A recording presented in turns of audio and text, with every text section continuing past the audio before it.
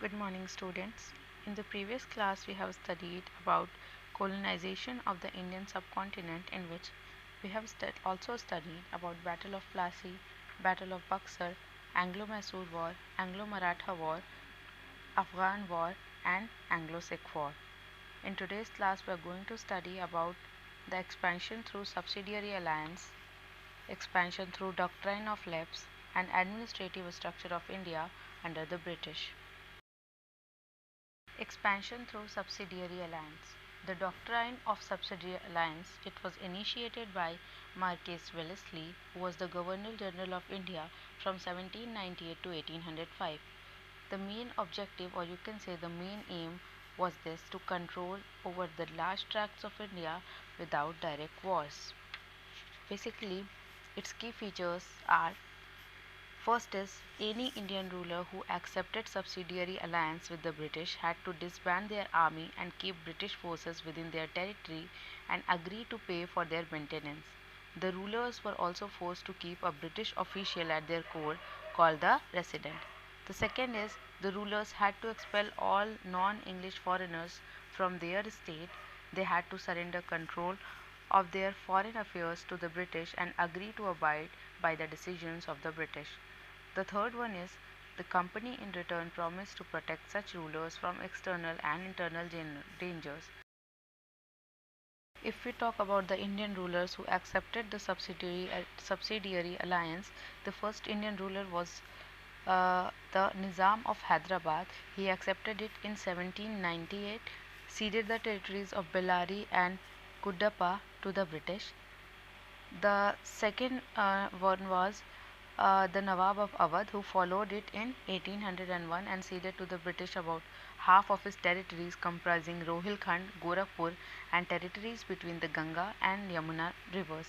The third one was Peshwa Bajirao II, who accepted it as one of the terms of Treaty of Bassein in 1802, and he agreed to pay in return an annual sum of rupees 26 lakh. Expansion through doctrine of lapse. This policy was of annexation. It was started by Lord Dalhousie, who was the Governor General of India between 1848 and 1856. According to this policy, any princely state or territory under subsidiary alliance system would automatically be annexed if the ruler was either incompetent or died without a direct heir.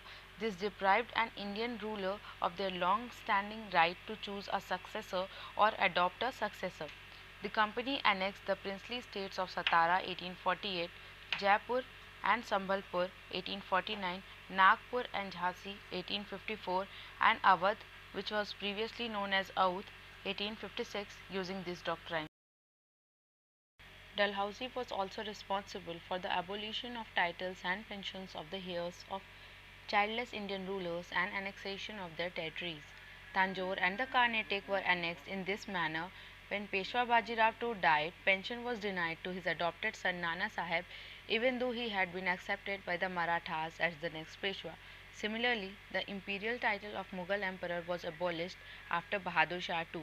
He also annexed the state of Awadh in 1856, alleging misgovernment. Wajid Ali Shah, the last ruler, had been a loyal British ally.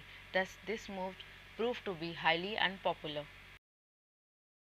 Administrative structure of India under the British. An efficient system of civil administration and a professional, well trained army were two of the most important features of British rule in India. The system of civil administration was set up to collect land revenue, which was the main source of income. The army fulfilled the need of the company to expand its territories and wage wars against Indian rulers. Okay, so basically in this we are going to study about civil administration, the army, and the judicial system. Civil administration. Lord Cornwallis is generally regarded as the father of Indian civil administration. It was during his tenure as the Governor General 1786 to 93 that the structure of an independent civil service was put in place. Before his term in the office had begun, the company officials got low salaries. However, they enjoyed the freedom of making money through private trade and bribes from local rulers and traders.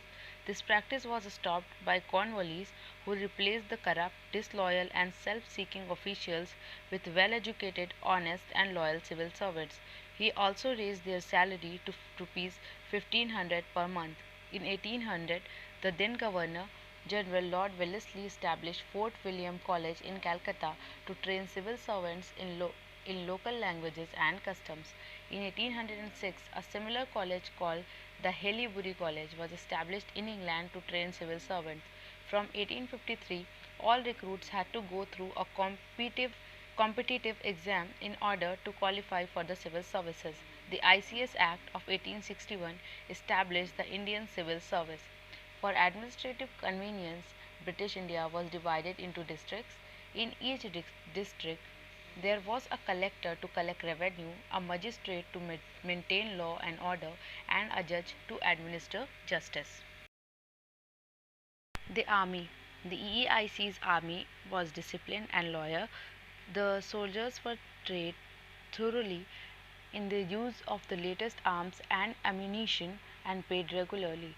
From the 1820s, the cavalry declined in importance and the infantry became more important. Soldiers of this regiment were trained in using muskets and matchlocks. Soldiers in the company's army were mostly Indian, while the officers were exclusively British. The highest position held by an Indian soldier, also called a sepoy, was that of a subedar. During the 19th century, the British developed a uniform military culture. Soldiers were subjected to European style of training irrespective of their castes and communities. The judicial system. In the beginning, the administration of justice was carried out on the basis of traditional laws of the Indian people. In the case of the Hindus, the Shastras. Okay, and in the case of Muslims, the Shariat was the basis of justice. In 1772, a new system of justice was established. Each district was to have two courts, a criminal court and a civil court. Civil courts were presided over by the company's collectors. The criminal courts were left in the hands of the natives like a qazi and a mufti who worked under the supervision of the collectors.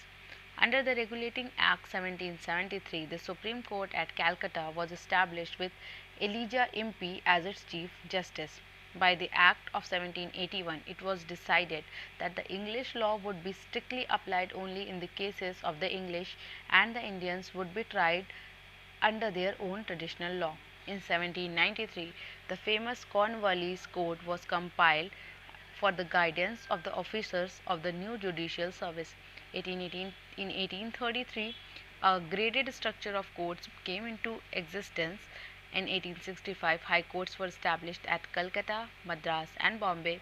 The codification of laws was meant to establish judicial equality in the laws, which is applied to both the rulers and the ruled. This was the principle of rule of law. However, even though the judicial system professed equality before law, the Europeans were tried in special courts by British judges. Like the civil administration and the army, judiciary was an important pillar of governance introduced by the British in India. It was based on the principles of rule of the land and equality before law. According to the principle of the rule of law, at least in theory, the administration was carried out according to the laws of the land. According to the principle of equality before law, everyone was equal before the law, at least in all civil cases. Independence of judiciary was another important aspect which the colonial rule introduced in India. This meant that the judiciary was free from the influence of both the political and civil administration. That's it for today's class. Thank you.